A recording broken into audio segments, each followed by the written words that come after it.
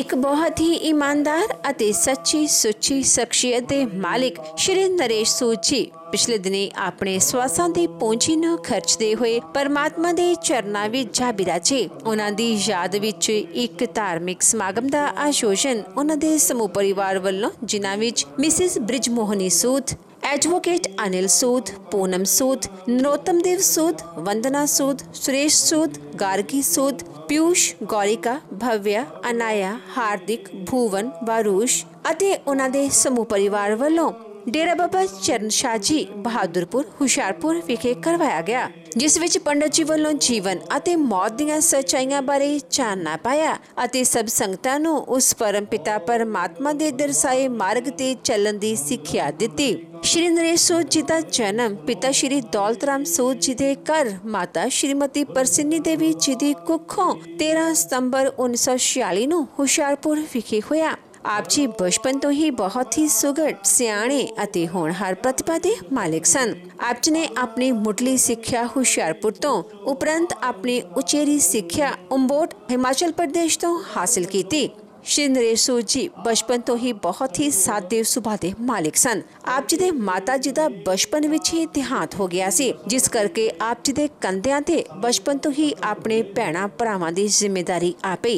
आप जी ਨੇ ਆਪਣੇ ਭੈਣਾਂ ਭਰਾਵਾਂ ਦੀ ਜ਼ਿੰਮੇਵਾਰੀ ਦੇ ਨਾਲ-ਨਾਲ ਆਪਣੇ ਪਿਤਾ ਜੀ ਦੀ ਵੀ ਖੂਬ ਸੇਵਾ ਕੀਤੀ। आप जी ਦਾ ਵਿਆਹ श्रीमती ਬ੍ਰਿਜ ਮੋਹਨੀ ਸੂਦ ਜੀ ਹੁਣਾਂ ਨਾਲ ਹੋਇਆ। ਵਿਆਹ ਉਪਰੰਤ आप जी ਨੇ ਆਪਣੀਆਂ ਪਰਿਵਾਰਕ ਜ਼ਿੰਮੇਵਾਰੀਆਂ ਨੂੰ ਬਾਖੂਬੀ ਨਿਭਾਇਆ। आप जी ਦੇ ਘਰ ਬੇਟਿਆਂ ਅਨਿਲ सूद, नरोत्तम देव सूद ਅਤੇ सुरेश सूद ने जन्म लिया। आप जी ने अपने बच्चों ਨੂੰ खूब चंगे संस्कार दिते, पढ़ाया लिखाया ਅਤੇ समाज ਦੇ ਚੰਗੇ नागरिक बनाया। श्री नरेश सूद जी परमात्मा ਦੇ ਘਰ ਪ੍ਰਤੀ ਸੱਚੇ ਸ਼ਰਧਾਵਾਨ ਸਨ। आप जी हमेशा ही परमात्मा ਦੀ ਭਗਤੀ ਵਿੱਚ ਲੀਨ ਰਹਿੰਦੇ ਅਤੇ ਲక్ష్ਮੀ ਨਾਰਾਇਣ ਮੰਦਿਰ ਬਹਾਦੁਰਪੁਰ ਅਤੇ ਸੁੱਕੀ ਚੋਈ ਵਾਲੇ ਸੰਤਾਂ ਦੀ ਕੁਟੀਆਂ ਨਾਲ आप जी ਦਾ ਗਹਿਰਾ ਲਗਾਵ ਸੀ। ਇਸ ਤੋਂ ਇਲਾਵਾ आप जी ਬਹੁਤ ਹੀ ਸਮਾਜ ਸੇਵੀ ਸੰਸਥਾਵਾਂ ਨਾਲ ਜੁੜੇ ਹੋਏ ਸਨ। श्री नरेश सूद जी बहुत ही मिठी बोली ਅਤੇ ਮੇਲਾਪੜੇ ਸੁਭਾਅ ਦੇ ਮਾਲਿਕ ਸਨ। ਜੋ ਕੋਈ ਵੀ ਇੱਕ ਵਾਰ ਆਪ ਜੀ ਨਾਲ ਗੱਲ ਕਰ ਲੈਂਦਾ ਤਾਂ ਆਪ ਜੀ ਦਾ ਹੀ ਹੋ ਕੇ ਰਹਿ ਜਾਂਦਾ ਸੀ। ਮੌਜੂਦਾ ਸਮੇਂ ਵਿੱਚ ਆਪ ਜੀ ਦੇ ਇਨ੍ਹਾਂ ਸਾਰੇ ਚੰਗੇ ਸੰਸਕਾਰਾਂ ਤੇ ਆਪ ਜੀ ਦੇ ਤਿੰਨੋਂ ਸੁਪੁੱਤਰ ਚੱਲ ਰਹੇ ਹਨ। श्री नरेश सूद जी ਦੀ ਫੁਲਵਾੜੀ पीयूष, गौरिका, भव्या, अनाया, हार्दिक, भूवन ਅਤੇ वारूष ਨਾਲ महक रही है। इसमें ज्ञान का विषय में बताया गया। ये कथा भगवान विष्णु ने अपने महान श्री गरुड़ जी को सुनाई और श्री सूद जी ने ऋषियों को सुनाई है। तो गरुड़ जी भगवान से बार बार यही प्रश्न पूछते हैं कि भगवत भक्ति द्वारा जब भगवान ने कहा कि भगवान की भक्ति करने से मनुष्य को मोक्ष मिल जाता है, तो फिर कहा कि मोक्ष मिल जाता है, तो पूछे कि हे दया सिंधु भगवान, अज्ञान द्वारा जीव का जन्म मरण तो मैंने सुन लिया, अब कृपा करके सनातन मोक्ष का कारण कहिए कि उसको मोक्ष कैसे मिलता है। हे देवादिदेव शरणागत प्रतिपालक भगवान, दुख रूप महा अंधकारमय भयानक संसार में, ये जो संसार बड़ा भयानक कहा गया है, इसमें नाना विध शरीरस्ता अनंता शिवस्या जयन्ते च तेषां मतो न विद्यते।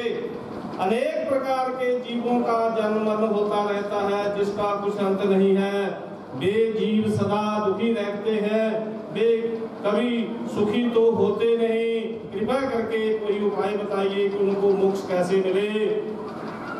श्री भगवान उवाच, श्री भगवान जी बोले कि हे गरुड़ सुन, मैं उपाय कहता हूँ, जिसके श्रवण मात्र से मनुष्य संसार से मुक्त हो जाता है। इस देव जगत में परम स्वरूप निष्कल शिव सर्वज्ञ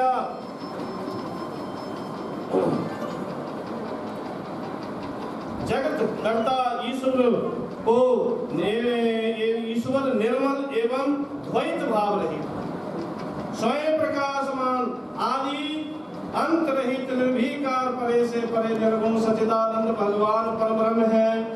उसका अंश ही जीव संज्ञक है। सुख देने वाले पुण्य पापों के द्वारा बंधन में पड़ करके उस जाति के अनुकूल कर्मों के अनुसार शरीर, आयु, भोग इन सबको हे गरुड़ मोक्ष होने तक हर एक जन्म में सूक्ष्म लिंग शरीर के साथ में पाता रहता। सथावरा कृमा चदा पक्षिणा पशुधरा, सथावर वृक्ष आदि जीव, कृमि, पशु, पक्षी, मनुष्य, देवता जैसे ये सब मोक्ष के अधिकारी। सब चाहते हैं कि हमें मोक्ष मिल जाए। 4 प्रकार के शरीर स्वदेव, अंडज और बीज, जरायुज जन्म हजारों को भोगते हुए मनुष्य होकर ज्ञानी बनता है। 84 लाख योनियां बताई हैं, उनमें 84 लाख योनियों में शरीर धारियों को मनुष्य शरीर के बिना अन्य किसी दूसरी योनि में तत्व ज्ञान की प्राप्ति नहीं होती। इस जगत में अनंत जन्मों को धारण करते करते कहीं पुण्यों के उदय से जीव भी मनुष्य जन्म पाता है। सोपान भूतम मोक्षस्य मानुष्यम प्राप्य दुर्लभम, अत्यंत दुर्लभ मोक्ष की सीढ़ी रूप मनुष्य जन्म पाकर यदि अपनी आत्मा का उद्धार नहीं करता तो उससे बढ़कर कौन पाता। समस्त इंद्रियों के सुखदायक उत्तम कुल में मनुष्य जन्म को पाकर जिसने अपनी आत्मा का कल्याण नहीं किया वह ब्रह्म घातक के समान समझा जाता है। बिना देह कस्यापि पुरुषार्थो न विद्यते तस्मादेहं धनम रक्षेत पुण्या कर्माणि साधेत। शरीर के बिना कोई पुरुषार्थ सिद्ध नहीं होता, इसी कारण शरीर एवं धन की रक्षा करता हुआ पुण्य कर्मों का संचय करे। अपनी आत्मा की रक्षा आवश्यक है।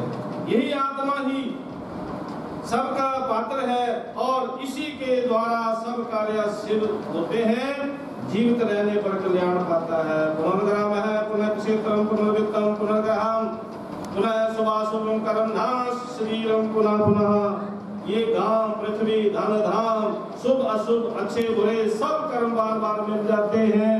कि भगवान कहते हैं कि मनुष्य का शरीर बार बार नहीं मिलता। बुद्धिमान पुरुष शरीर रक्षा के उपाय करते हैं। शरीर एक ऐसी वस्तु है कि इसको कुष्ठ आदि नीच से नीच रोग भी लग जाए तो भी मनुष्य से छोड़ना नहीं चाहता। तदगोपितम स्यादमर्थम धर्मो ज्ञानमर्थमेव च।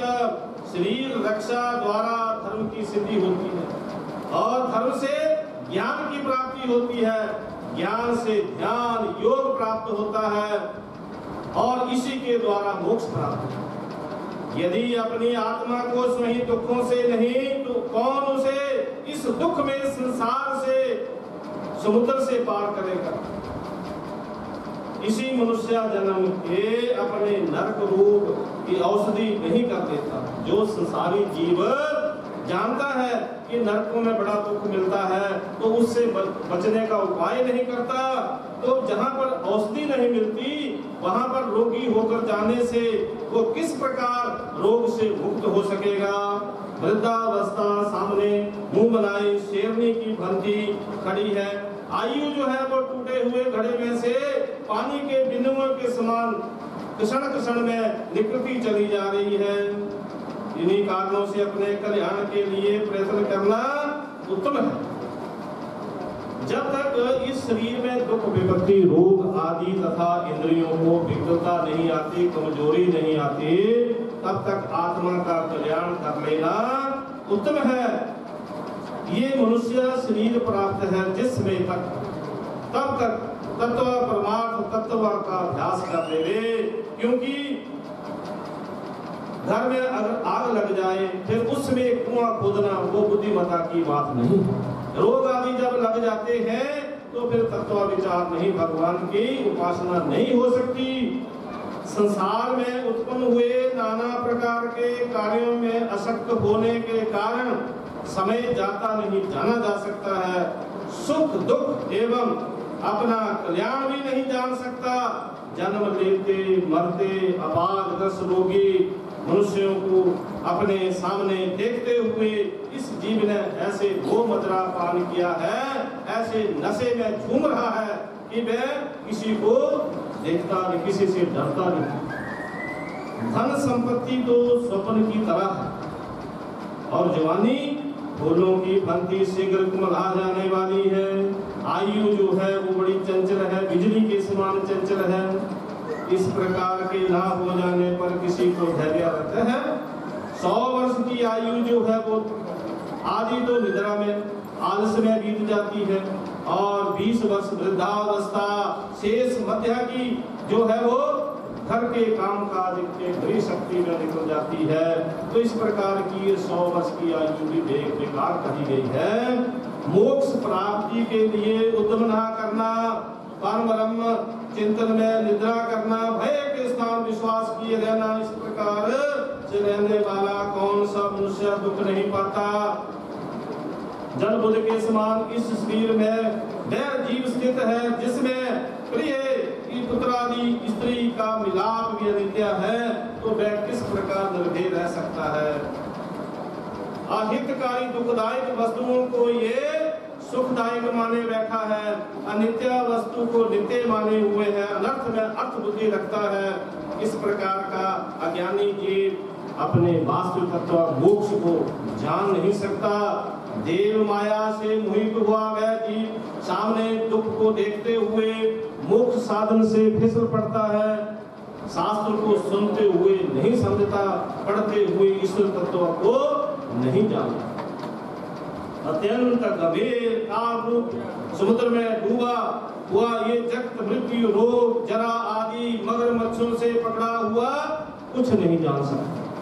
ये काल तो जल में रखे हुए कच्चे घड़े की भांति क्षण में हर समय ये क्षीण हो रहा है, कमजोर हो रहा है, ये किसी को दिखाई नहीं देता। युज्यते वैष्ण वायुराकाश खंडनम ग्रंथनम चतरंगानाम आस्था नायुषी युज्यते। यदि कहते हैं कि किसी प्रकार वायु को रोका जाए तो वो रुक जाती है, आकाश का खंडन भी हो सकेगा, तरंगों का जो ग्रंथन है वो भी हो जाएगा।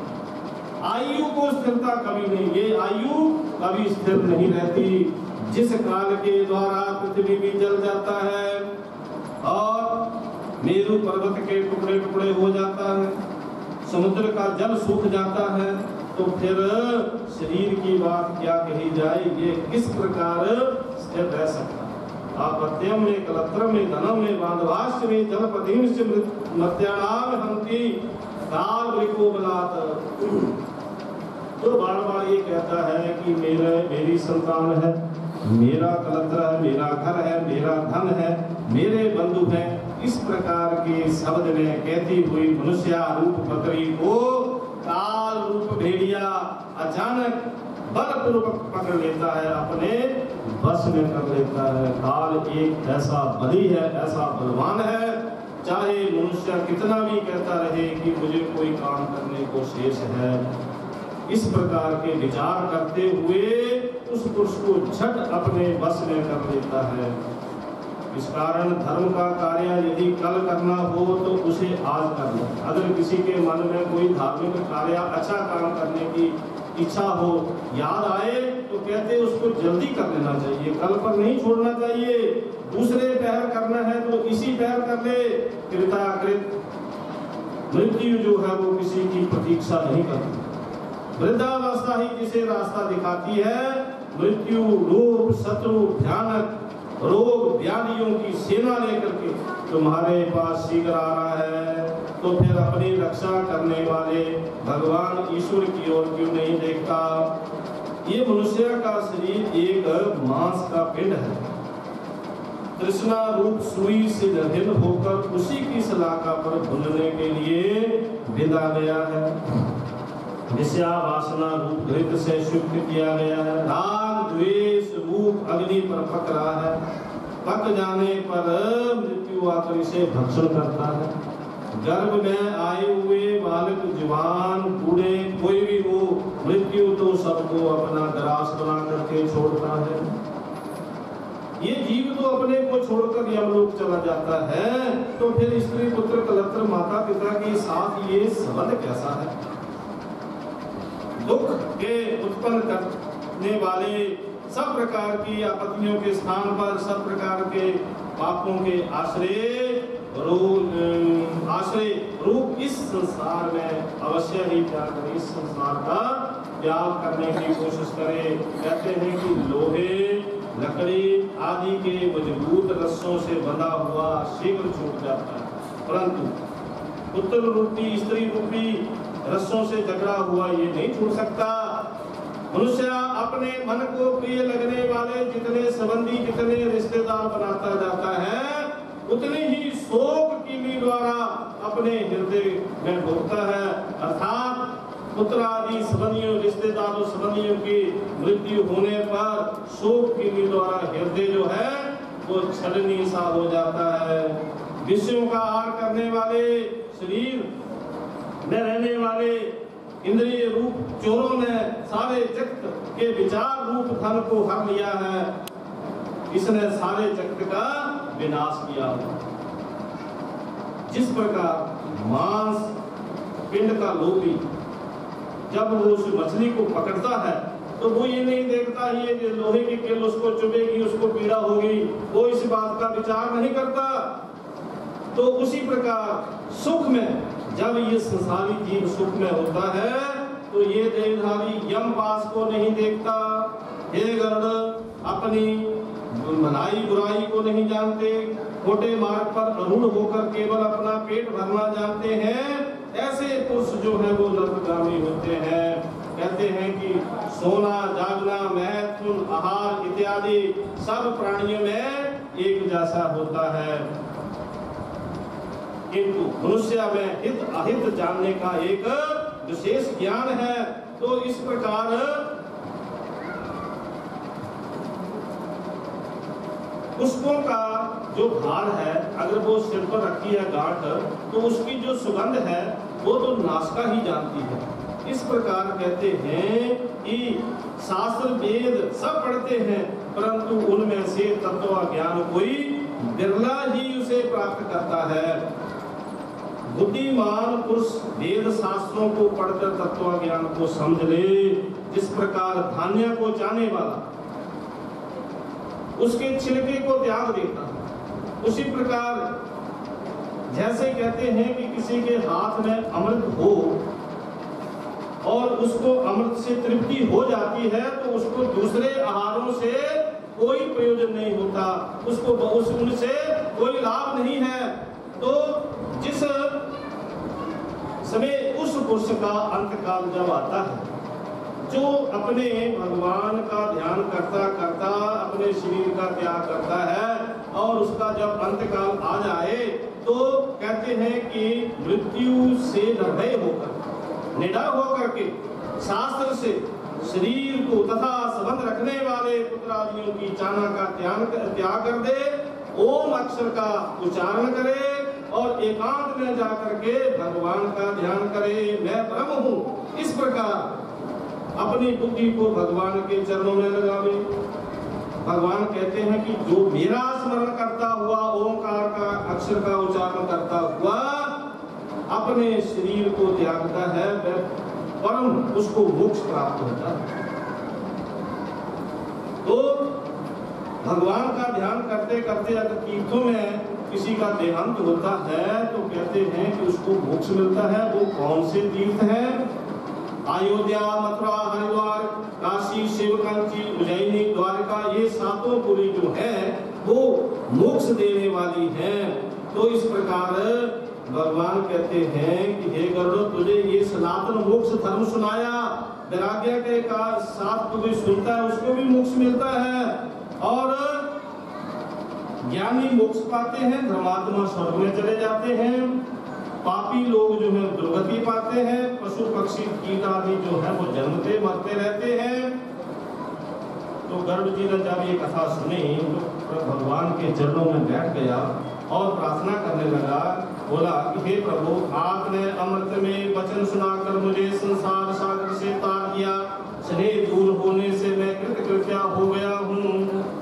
ऐसा कहकर भगवान के चरणों में मौन होकर के हरि का ध्यान लगा करके बैठ गए कि जो स्मरण करने से दुर्गति दूर करते हैं, पूजा यज्ञ से सदगति देते हैं और अपनी परम भक्ति से मुक्ति प्रदान करते हैं, ऐसे में श्री हरि मेरी सदा रक्षा करें। बोले सत्यनारायण भगवान की। तो ये भगवान की कथा शुरू हो गई। इसका महत्व क्या है?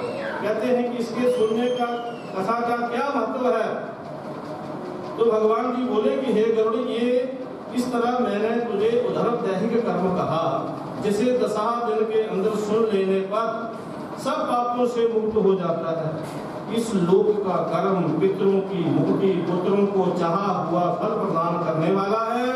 इस लोक पर लोक में सुखकारक है। जो नरों में अधम नास्तिक इस कर्म को नहीं करते, उनका तो सुला तुल्या जल भी पीने योग्य नहीं है। देवता और पितर उनके घर को नहीं देखते, उनके कोप से पुत्र पौत्र दरिद्री दुखी होते हैं। ब्राह्मण, क्षत्रिय, वैश्य, शूद्र दूसरे भी जो प्रेत क्रिया नहीं करते, वे सभी चांडाल के समान हैं। इस पवित्र प्रेत कल्प को सुनता है, वे दोनों पाप से मुक्त होकर के दुर्गति को प्राप्त नहीं होते। जो माता पिता की मृत्यु पर जिसने गर्भ पुराण सुना, उसके माता पिता मुक्ति पाते हैं। पुत्र संतति युक्त होता है। कहते हैं जिसने ना गर्भ पुराण सुना, ना गया श्राद्ध, ना मृदो सांसारिक वार्षिक श्राद्ध जो भी है, अगर कुछ भी नहीं किया तो उसे पुत्र कैसे कहा जाए? वह 3 दिनों से कैसे मुक्त हो सकता है?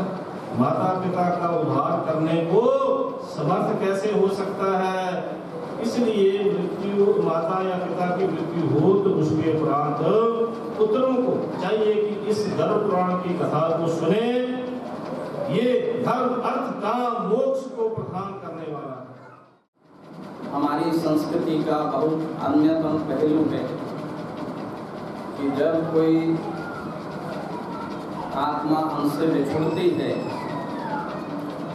वैसे तो हम व्यक्तिगत रूप में तो सब प्रार्थना करते हैं, परंतु सामूहिक प्रार्थना ईश्वर के लिए करते हैं कि हे ईश्वर,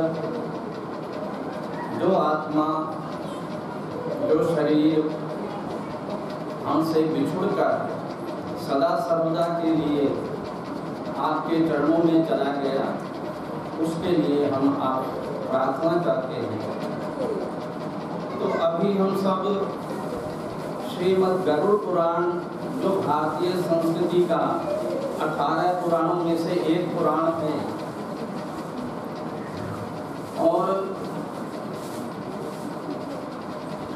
4 वेदों को 18 पुराणों में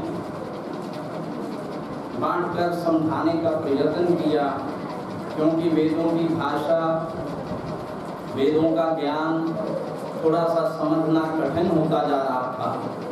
तब पुराण जो है उसको समझने के लिए बहुत सरल रूप में उसमें व्याख्या की गई। अभी आप गरुड़ पुराण जी के एक कल्प है, गरुड़ पुराण तो बहुत बड़ा है। गरुड़ जी ने मानव जीवन के लिए बहुत से भगवान विष्णु से प्रश्न किए, ज्ञान के, भक्ति के, कर्म के, कि कैसे जीवन जो है सुखी हो सकता है, कैसे जीवन सुखी हो सकता है, इसका जो है विस्तार से वर्णन है।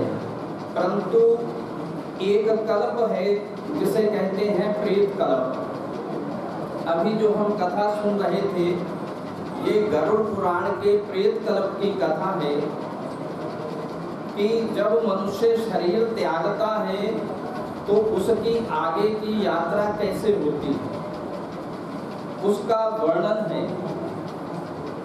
तो आप सबने जो है कई बार सुना। हमारी संस्कृति का अन्यतम पहलू है कि धर्म कर्म ये हमारे प्रमुख साधन हैं। श्री नरेश कुमार सूद जी, जैसा मैं जानता हूँ, मैं भी उनसे बहुत देर से परिचित हूँ। श्री दौलत राम जी सूद, उनके घर उनका जन्म हुआ, 79 वर्ष की आयु में उन्होंने अपना देह त्याग किया। दौलत राम जी सूद, जिनको याद कर मैं बहुत, क्योंकि उनके साथ भी मेरा बहुत संबंध रहा, उनके ऊपर महाराज सुखी चोई वाले संतों की बहुत कृपा थी। ऐसे परिवार में जो है ऐसे परिवार में श्री नरेश कुमार जी का जन्म लेना ये भी बहुत सौभाग्य का प्रतीक है, क्योंकि दौलत राम सूद जी उस संस्कृति के, सनातन संस्कृति के उसमें इतने ओतप्रोत थे, क्योंकि उनके ऊपर उन तपोनिष्ठ, वैराग्य संपन्न, ज्ञान संपन्न, भक्ति संपन्न सुखी जोई वाले महाराज जी की अत्यंत कृपा थी। और बहुत उन्होंने भी भक्ति के संबंध में घर घर में संकीर्तन किया, इसलिए भी उनको याद किया जाता है। भारतीय संस्कृति का अन्यतम पहलू ये है कि विचार के साथ आचार और कर्तव्य परायणता, ये तीनों जो हैं हमारे सनातन की धरोहर है, क्योंकि विचार के बिना कोई भी आचार जो किया जाता है वो अच्छा फल देने में समर्थ नहीं हो सकता। विचार ही जो है मनुष्य को विचार करके जो आचार, जो कर्म किया जाता है वो हमेशा मनुष्य को अच्छा फल देता है। और उसके साथ कर्तव्य कर्म करना भी हमारी संस्कृति का अन्यतम पहलू है, और उसी का जो है उन्होंने अनुसरण किया। दौलत राम जी, उसी का फल जो है नरेश कुमार जी का जन्म हुआ, वो भी उसी प्रकार संतों की सेवा, बहुत सरल चित्त थे और संतों की सेवा, अपने धर्म के प्रति श्रद्धा, अपने सनातन के प्रति श्रद्धा, लोक कल्याण के प्रति श्रद्धा, और उसी का फल जो है उनके 3 सुपुत्र जो हैं आज उसी का निर्वाह कर रहे हैं। ज्येष्ठ पुत्र अनिल कुमार सूद जी, नरोत्तम देव सूद जी, सुरेश सूद जी, तीनों पुत्र जो हैं उसी का फल है कि आज अनिल कुमार सूद जी भी जो हैं वो सहकार भारती के रूप में जो है उसके जिलाध्यक्ष हैं और सेवा कर रहे हैं। तो ये जो है उसी का फल होता है जो हमारे पूर्वजों ने तप किया, और तप के फल से जो फल मिला उसी का परिणाम है कि तीनों पुत्र जो है, क्योंकि जहाँ हमारी सनातन संस्कृति का है सबसे पहला जो है मातृदेवो भव, पितृदेवो भव, माता और पिता को देव के समान मानना, ये हमारी संस्कृति है। आचार्य देवो भव, गुरु देव भी जो है देवता हैं। दूसरी किसी संस्कृति में माता पिता को देवता नहीं कहा गया। देवता से पहले माता पिता ही देवता हैं। उनकी सेवा करना, उनका सत्कार करना, उनकी आज्ञा का पालन करना, यही हमारे ग्रंथों में जो है सिखाया गया है। इसी का उपदेश जो है गरुड़ पुराण में भी है। अनेक जो कल्प हैं उनमें माता पिता, उनकी सेवा करने से ही मुक्ति प्राप्त होती है, ऐसा श्रीमद् भागवत में। और पुंडरीक जी की कथा है, कभी सुनी होगी आपने। केवल माता पिता की सेवा से ही भगवान प्रसन्न हो गए। भगवान प्रसन्न होके आते हैं और उनको वरदान देते हैं पुंडरीक को। तो इसी प्रकार जो है इस परिवार पर जो है उनकी कृपा है भगवान की, और उसी का प्रतिफल है कि आज इतने लोग यहाँ पर आए हैं, शोक प्रस्ताव आए हैं, बहुत से शोक प्रस्ताव आए हैं। जैसे क्योंकि इनका संबंध सभी मंदिरों से है, सभी संस्थाओं से है, सबसे जो संबंध है उनमें सबके जो है शोक प्रस्ताव आए हैं। श्री शक्ति मंदिर, केशव मंदिर की तरफ से, लक्ष्मी नारायण मंदिर बहादुरपुर, हनुमान मंदिर बजवाड़ा कला, 5 पिपला शिवाला बहादुरपुर, माता चिंतपूर्णी मंदिर शिव शक्ति नगर, शिव मंदिर शिव शक्ति नगर, संत सुखी चोई शिव मंदिर, खेल भारती पठानकोट, बनवासी कल्याण आश्रम होशियारपुर, बलराम दास बाबा जी पंजाब प्रधान सहकार भारती, शंकर दत्त तिवारी उत्तर क्षेत्र संगठन प्रमुख सहकार भारती, अरविंद सिंह राणा जी पंजाब प्रधान खेल भारती, स्वदेशी जागरण मंच श्री कृष्णदास शर्मा जी, विश्व हिंदू परिषद होशियारपुर, राष्ट्रीय स्वयंसेवक संघ होशियारपुर, सामाजिक समरसता मंच होशियारपुर, नर सेवा नारायण सेवा होशियारपुर, भारतीय जनता पार्टी होशियारपुर और भी बहुत से जो है शोक संदेश आए हैं।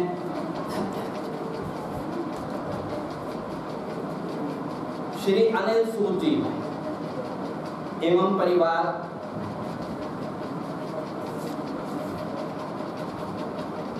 निपुण शर्मा जी भारतीय जनता पार्टी से, उनका भी शोक प्रस्ताव आया है।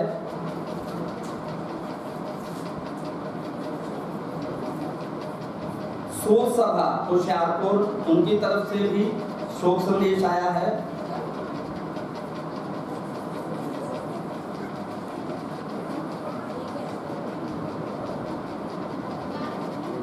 मैं श्री अरविंद सूद जी से प्रार्थना करूंगा कि वो आकर जो है दिवंगत आत्मा को श्रद्धांजलि दें। जैसा कि पहले उनके बारे में बहुत कुछ कहा जा चुका है, वो एक बहुत ही मधुरभाषी और बहुत संस्कारों वाले व्यक्ति थे। ये झलक उनके परिवार में भी देखने को मिलती है। बच्चे उनके तीनों पुत्र सब जानते हैं कितना सामाजिक कार्य करते हैं और कितने मधुरभाषी हैं और सबसे मिलजुल के रहते हैं। बड़ा योगदान है समाज में उनका। और एक देखो, जिसने आना है जाना तो है, पर जो योगदान वो समाज के लिए देके जाता है सबसे बड़ी बात है। और योगदान ये केवल ये नहीं होता कि हम कोई किसी को माली तौर से मदद करते हैं या कहीं पर पैसा खर्च करते हैं, पर जिस तरीके से ये बच्चे जो हैं संस्कारी हैं और इनको अच्छे संस्कार दिए नरेश जी ने, परिवार ने, वो बच्चे जो समाज में संस्कारी बच्चे जो समाज में देके जाता है, सबसे बड़ा योगदान मेरे ख्याल से सबसे बड़ा योगदान वो है कि जो बच्चे आगे समाज में अच्छे संस्कार से आएंगे वो आगे भी अच्छे संस्कार देंगे और हर किस्म की चीज़ में बढ़ चढ़ के भाग लेंगे और सबकी मदद करेंगे। तो बहुत कुछ ना कहते हुए मैं स्वर्गीय श्री नरेश सूद जी को श्रद्धांजलि देता हूँ और हमारी सूद सभा होशियारपुर की तरफ से सारे जो हमारे मेंबर हैं उन्होंने शोक प्रस्ताव भी पास किया है और हम सब परिवार के साथ सहानुभूति करते हैं और इस समय पर खड़े हैं। ओम शांति शांति शांति। मेरे तो पहला देखो जिन्हें भी बुला रहे बोल के गए नहीं, कई बारी शख्सियत इनिया बड़िया हो जाती हैं कि शब्द छोटे हो जाया करते हैं। मैंने हुक्म होया 2-3 मिनटा से अपनी गल खत्म करन दा। एक ऐसी शख्सियत के बारे बोलना और ऐसी ऑडियंस के सामने बोलना, ऐसे परिवार के सामने बोलना जिन्हों के बारे पूरा होशियारपुर शहर जानता है कि सामाजिक सेवा का खेत्र होवे, चाहे कोई धार्मिक गतिविधियां का खेत्र होवे, सहकार पार्टी की गल होवे या राष्ट्रीय स्वयंसेवक संघ द्वारा चलाए जाते अन्य सामाजिक धार्मिक कामों की गल होवे। श्री नरेश सूद जी और उन्होंने परिवार ने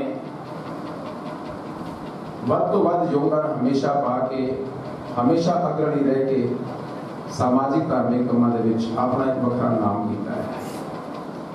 श्री नरेश सूद जी अपनी सेवा को रिटायर होने तो बाद जिन्ना भी समा घर दे विच परिवार दे विच गुजारिया है, अज जो परिवार वाल झाती मारते हैं उन्होंने तीन ही सुपुत्र जिन्होंने विचों श्री अनिल सूद जी ਜਿਹੜੇ शहर के बहुत अच्छे मन्ने हुए अकाउंटेंट ने, सहकार भारती के जिला अध्यक्ष ने, और देश भर के जी सहकार के नाल विकास स्वावलंबन की प्रक्रिया राष्ट्रीय स्वयं सेवक संघ और उसके अनुशासित संगठनों ने चलाई है, वह काम अपने हुशियारपुर जिले के बहुत लगनपूर्वक सेवापूर्वक कर रहे हैं।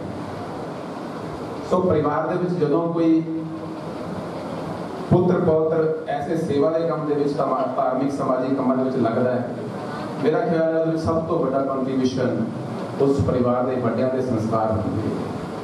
सो कैसी धार्मिक और सामाजिक शख्सियत श्री नरेश कुमार जी सूद रहे होंगे, उस गल का अंदाजा असीं इस गल तो लगा सकते हैं कि श्री अनिल सूद जी और उन्होंने दोनों ब्रदर नरोत्तम जी और सुरेश जी अज जिथे व्यापारिक जगत के बहुत अच्छा ईमानदारी अपना काम करके अपने परिवार का नाम कर रहे हैं, उत्थे ही सामाजिक धार्मिक जथेबंदियों के मामले में उन्होंने सहभागिता के मामले में भी बहुत अच्छा काम जोड़ा है भिन्न भिन्न सामाजिक संस्थावां के रह के कर रहे हैं। श्री अनिल सूद जी और उन्होंने जी टीम समाज के सहकार भारती के नाम तो हुशियारपुर जिले खड़ी की है, ये सारा श्री नरेश सूद जी की मेहनत, तपस्या, ईमानदारी, दयानतदारी का नतीजा है, क्योंकि परिवार के संस्कार उन्होंने अगली पीढ़ी चो हमेशा बोलिया करते हैं। मैं बहुता समा नहीं लेना, अज मेरा ख्याल है जिस रस्ते से सानू श्री नरेश कुमार सूद जी तोड़ के गए ने, साढ़े को चले गए ने, उन्होंने यादां उन्होंने मधुर स्मृतियां साढ़े मन हमेशा रहनगियां। मैं परम पिता परमेश्वर अगे प्रार्थना करांगा कि उन्होंने अपने श्री चरणों च निवास देन, वैकुंठ धाम च निवास देन, और आज के इस समागम के उन्होंने सच्ची श्रद्धांजलि यही होएगी कि जिस तरह उन्होंने समाज और धर्म ये अपना जीवन लाया, उस तो बाद अपने परिवार को संस्कार दिते हैं, परिवार भी उससे काम च लगा है। असी सारे भी अपने अपने स्थान से अपने अपने कारोबार से अपने अपने कर्म क्षेत्र से जिते जिते भी इस समाज के लिए अपने धर्म के लिए जिन्ना भी कुछ कर सकते सब जरूर सब करके जाना चाहिए। मेरा ख्याल है कि यही साड़ी अज उन्होंने चरणों सादर विनम्र श्रद्धांजलि हुई। ओम शांति। आदरणीय पंडित जी, और आज नरेश सूद जी निमित्त एक प्रेरणा सभा के अंदर परिवार के नाल दुख साझा करने वास्ते आए हुए मातृशक्ति सज्जनगण, अक्सर परिवार के किसी जी ने विछड़न से जान के जिहड़ा खिलाफ पैदा होता है, साडे दुख का वो कारण होता है। लेकिन जिहड़ा खिलाफ किसी जी के जान से समाज पैदा हो जाता है, वो अत्यंत ही दुख का कारण बनता है। सूद साहब का परिवार, सूद साहब आप, उन्होंने समाज के अंदर वो स्थान रिक्त जिहड़े पए सी सेवा दे, उन्होंने भरन के लिए जिहड़ा योगदान प्रयास समाज के उत्थान ने दिता है, वो कभी भी पूरा नहीं हो सकता। उन्होंने बेटे, बेशक के परिवार मेरा पड़ोसी है, मेरा आना जाना है इस घर, लेकिन उन्होंने बेटे जिस कदर समाज के ਵੱਖ-ਵੱਖ वर्गों का लोगों का चिंतन करते हैं, वो गुरती इन्हों के परिवार को मिली। मैं इस दुख की घड़ी से केवल इन्ना कहना चाहना कि अज की इस सभा को सूद साहब किसी भी तरीके के नाल अंतिम श्रद्धांजलि नहीं किया जा सकता। अज ये तुहाडे जीवन की एक नवी शुरुआत है, एक नवी दिशा वाल जिथे अगर तुहानू पिता जी का सहारा, पिता जी का मार्गदर्शन मिलता सी, अज तुसीं अपनी स्मृतियां च उन्हां दा सहारा लैके, उन्हां दा मार्गदर्शन लैके जिहड़े काम उन्होंने अधूरे रह गए और जिहड़े सपने तुसीं समाज प्रति देखे आ, उन्होंने पूरे करने की शपथ लैके अज की इस सभा को असीं जिहड़ा संपूर्ण समझांगे। सो इस दुख की घड़ी च मैं सिर्फ इन्ना कहना चाहता कि मैं, मेरा परिवार, मेरा मुहल्ला और मेरे साथीगण, सहयोगीगण तुहाडी समाज सेवा के क्षेत्र के जो तुसीं पहलां ही काम कर रहे हो, असीं हमेशा तुहाडे नाल खड़े हैं। परमात्मा बिछड़ी हुई आत्मा को अपने चरणों से यकीनी स्थान देगा। मैं एक गल इस करके कहना चाहना यकीनी स्थान क्यों लगेगा कि ਜਿਹੜੇ लोग अक्सर कहते हैं कि जे किसी का मरना देखना होवे तो पिछे जो लोग तुरते हैं वो किस तरह की भावना ਨਾਲ ਚੱਲਦੇ ਨੇ ਉੱਥੋਂ ਪਤਾ ਲੱਗਦਾ तो ਤੁਹਾਡੇ ਕੱਟ ਤੋਂ ਇਹ ਮਹਿਸੂਸ ਹੁੰਦਾ ਹੈ ਕਿ ਸੂਤ ਸਾਹਿਬ परमात्मा ने उन्होंने अपने चरणों 'ਚ स्थान दिता है। मैं सिर्फ ਇੰਨੀ ਬੇਨਤੀ ਕਰਾਂਗਾ कि परमात्मा ਤੁਹਾਨੂੰ ਇਹ ਜਿਹੜਾ ਭਾਣਾ ਆ ਉਹਦਾ सहन का फल बख्शे। ओम शांति शांति शांति। सम्मुख के सारे प्राव करना जैसे सारे वास्ते साढ़े बहुत ही दुख भरा समा साढ़े सरकार को साढ़े बहुत मान लो प्यारे दिनेश कुमार जी से साढ़े नहीं है और आज हमारे प्रसन्न के बारे मौके दिनेश जी बारे कुछ भी करना सुनने मिला विमान के बराबर हमेशा ही सामना बहुत प्यार सत्कार बोलना गल करनी बड़ा स्वागत करना आगे चल के काम करने से मोरी होकर हिस्सा लेना और परिवार का बहुत बढ़िया पालन पोषण किया। सारे बच्चे आए बहुत ही स्वादिष्ट ऐसे ऐसे शिकायत प्राप्त लोगियाँ जितना नाम बंद मुश्किल हों और सारी जिंदगी गुजारा दिवाली बहुत कुछ करने वाले जानता था टीका कुछ नहीं आ सकता परमात्मा का नियम बहुत अगर से चाहिए जो भी इंसान इस हिसाब करता है चंगे काम करने वाला हमेशा याद रखा करना इस तरह की हमेशा ही दुनिया तक हमारे चंगे व्यवहार के के याद रखा जाए और परमात्मा के भी प्रार्थना करना उन्होंने अपने करना स्थान दें परिवार में समाज से करना हो बाल बच्चा और इस परिवार की तरफ तो सारे आए हुए सज्जनों का और जिन्हों के शोक प्रस्ताव आए हैं उन्हों का सब का परिवार वालों बहुत बहुत धन्यवाद कि वो सारे इस दुख के मौके पर आके परिवार के नाल खड़े हुए हैं और उन्होंने पिता जी की दे लई ईश्वर अगे प्रार्थना की। हम 2 मिनट के लिए सारे जड़े है आप गायत्री मंत्र के नाल प्रार्थना करांगे कि परमात्मा उन्होंने अपने चरणों के विच रखन और सदा सर्वदा के लिए शांति दें। ओम भूर्भुवः स्वः तत्सवितुर्वरेण्यं भर्गो देवस्य धीमहि धियो यो न प्रचोदयात्। ओम भूर्भुवः स्वः तत्सवितुर्वरेण्यं भर्गो देवस्य धीमहि धियो यो न प्रचोदयात्। ओम शांति शांति शांति। ओम गंगे देवी यमुने गोदावरी सरस्वती नर्मदा सिंधु कावेरी जले अस्मिन् सन्निधिं कुरु श्री गंगायै नमः। वस्त्रोपवस्त्र मांगल्यसूत्र समर्पयामि गन्धलेपनं समर्पयामि अक्षान् समर्पयामि पुष्पखण्डानि समर्पयामि धूपं दीपं नैवेद्यं ते पुनर्जलं समर्पयामि। ओम गंगे ओम विष्णु पादः संभूते त्रिपथगामिनी धर्मवेदी विख्याते पापं धन्यामिनी गंगा गंगेति यो प्रयाग योजनानां सत्यमुच्यते विष्णु लोकं गच्छति। ओम पवित्रो वा सखा वसाय गौरी वा संभाया यंत्रः सुखी कुंडली वा सुनातु। ओम अक्षरपंतु ये भूता भूति संस्था जनिकाशय संतो सेवा ज्ञा अवक्रमांतो भूतानि विकासा सर्वतो दिशां ब्रह्म कर्म समिरम्य है प्राच्ये नमः, अवाच्ये नमः, प्रतीचे नमः, उदीचे नमः, अंतरिक्षाय नमः, आधार शक्ति गर्भूमे नमः। ओम दुर्गी नमस्यामि पूर्णो देवता आसन शोधनं करणे विनियोगः। पादे पादे हस्ते अंगे मुखे आचमन सर्वांगे स्नानं समर्पयामि। वस्त्रोपवस्त्रं मांगल्यसूत्रं समर्पयामि।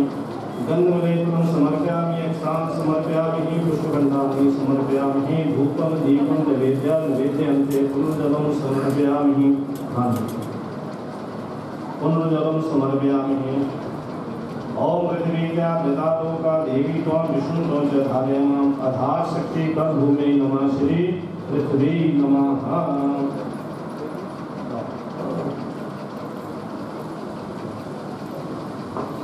हरि ओम। स्वस्ति न इन्द्रो विश्वा स्वस्ति न लोका विश्ववेदाः स्वस्ति नस्तारिक्षो अरिष्टनेमि स्वस्ति नो बृहस्पतिर्दधातु मया पृथिव्यां पयोषधीषु पयो दिव्यन्तरिक्षे पयोदाः अय स्वस्ति प्रदिशा सन्तु मह्यं मा विष्णोरराटमसि विष्णो सत्त्वश्रेष्ठो विष्णो शूरसि विष्णो द्रवमसि वैष्णवमसि विष्णुवेत्वा अग्निर्देवता पातो देवता सूर्यदेवता चन्द्रमा देवता यशवो देवता देवता आदित्या देवता मरुतो देवता विश्वे देवा देवता बृहस्पतिर्देवतेन्द्रो देवता वरुणो देवता। ओम शान्तिरन्तरिक्षं शान्ति पृथ्वी शान्तिरापः शान्तिरोषधया शान्ति वनस्पतयः शान्ति विश्वे देवा शान्ति ब्रह्म शान्ति सर्वं शान्ति शान्तिरेव शान्ति शामा शान्तिरेरिषु शान्तिर्भवतु। ओम श्री गणेशाम्बिकाभ्यां नमः। ओम भूर्भुवः स्वस्ति गणपति नमः। हरि ओम। अपने पुत्रा अपने गोत्र का नाम अपना नाम हे गोत्र का नाम हे रसम भगनी समहे श्री गणपति आदि पूजनम अहम करिष्ये। जब का सीधा दीजिए पादे पादे हस्ते अंगे मुखे आचमन सर्वांगे स्नानं समर्पयामि। वस्त्रोपवस्त्रं मांगल्यसूत्रं समर्पयामि। गन्धलेपनं अक्षतां समर्पयामि। पुष्पगन्धानि समर्पयामि। धूपं दीपं नैवेद्यान्ते पुनर्जलं समर्पयामि। ओम गदाधरं धूपगणादि श्रीकं कपितजम्बूफलचारुभक्षणं उमासुतं शोकविनाशकारकं नमामि विघ्नेश्वरपादपङ्कजं श्री गणपते नमः।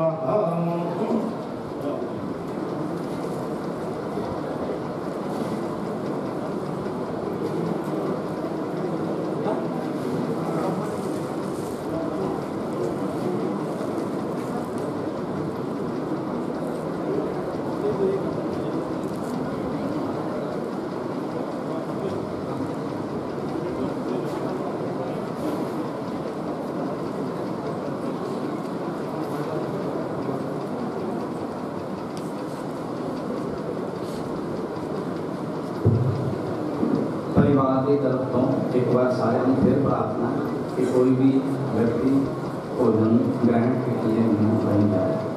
दोबारा उन्होंने प्रार्थना की है सारे भोजन ग्रहण करें।